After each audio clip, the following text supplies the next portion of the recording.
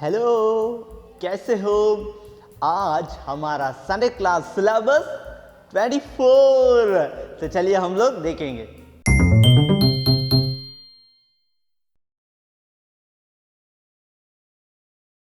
पता है मेरे घर पे सब काम मैं अकेला ही करता हूँ, मुझे कोई भी मदद नहीं करता है। आपको पता है क्या, मैं सबसे दोस्त बनकर रहता हूँ मगर मुझसे कोई भी दोस्ती ही नहीं करता है। मेरे को बहुत अच्छा पढ़ने का मन करता है मगर मुझे इंग्लिश ही नहीं आता है।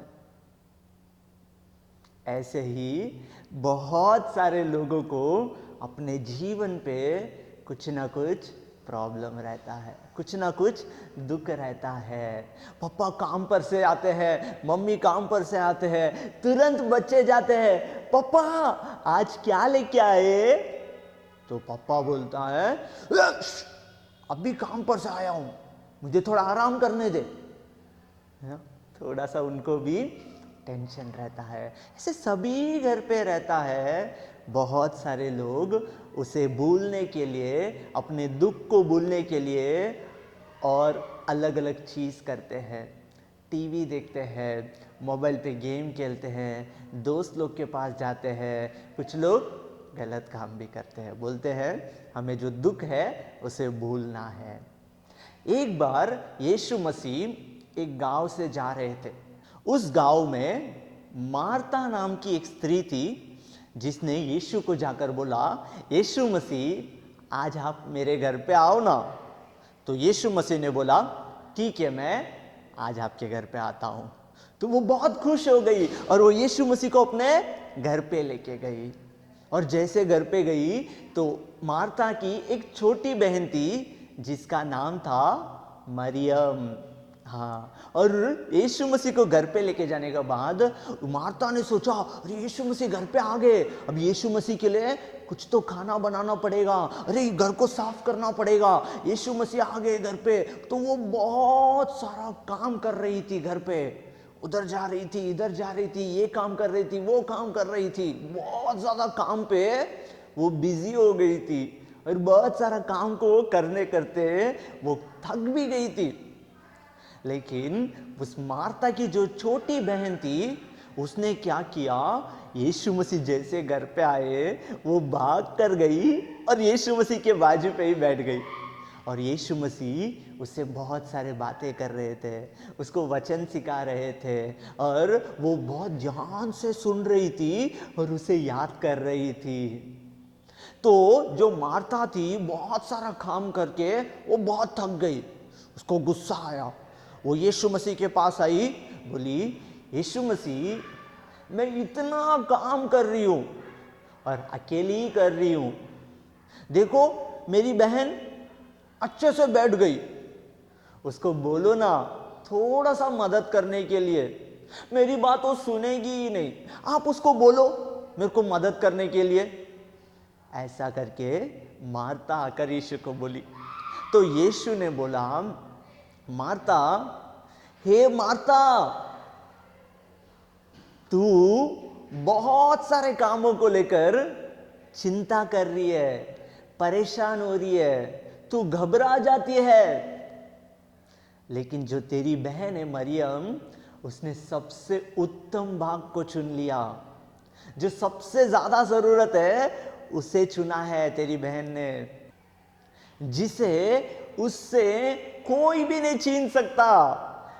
ऐसा करके यीशु मसीह ने उत्तर दिया। इस छोटे से भाग से हम क्या समझ सकते हैं?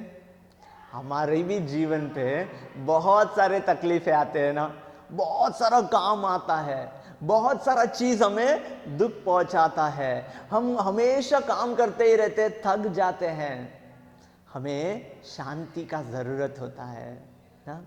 लेकिन वो मरियम ने क्या किया, जब यीशु मसीह आए वो यीशु मसीह के पास बैठ गई और यीशु मसीह के वचन को सुन रही थी और उसे याद भी कर रही थी। और हमें भी वही करना चाहिए जो मरियम ने किया। ओके, हमेशा याद रखेंगे हमारे जीवन पर भी बहुत सारे तकलीफ है, लेकिन जो मरियम ने किया वही हमें करना ज़रूरी है। इस दुनिया पर हमें काम करना चाहिए, लेकिन उस मरियम के जैसे यीशु मसीह के पास भी हमें बैठना चाहिए। अभी हम एक बहुत सुंदर सा वचन देखेंगे।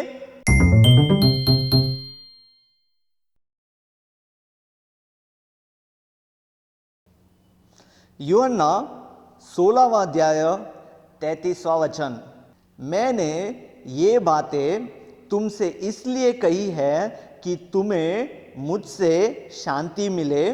संसार में तुम्हें क्लेश होता है, परंतु ढाढ़स बांधो, मैंने संसार को जीत लिया है।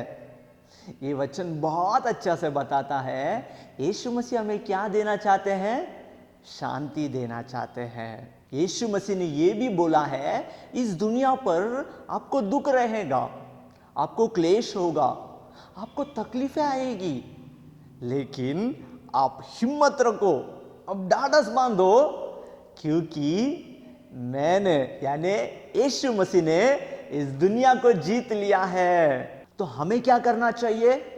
वो मार्ता के जैसे हर बातों के लिए चिंता करना चाहिए, परेशान होना चाहिए नहीं। उस मरियम के जैसे यीशु मसीह के पास बैठकर उसको वचन को सुनकर उसे याद करना चाहिए। आप लोग संडे क्लास जाते हो? आप लोग चर्च में जाते हो?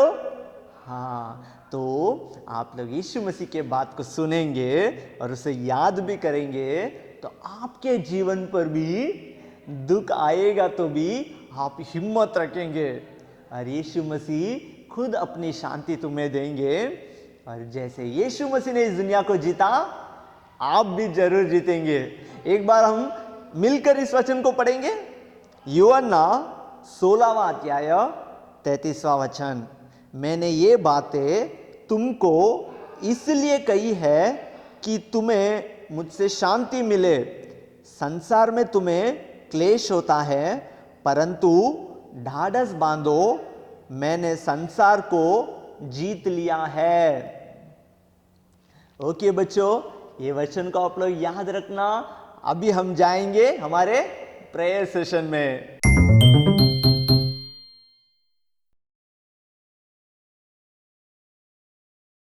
आज हम लोग प्रार्थना करेंगे।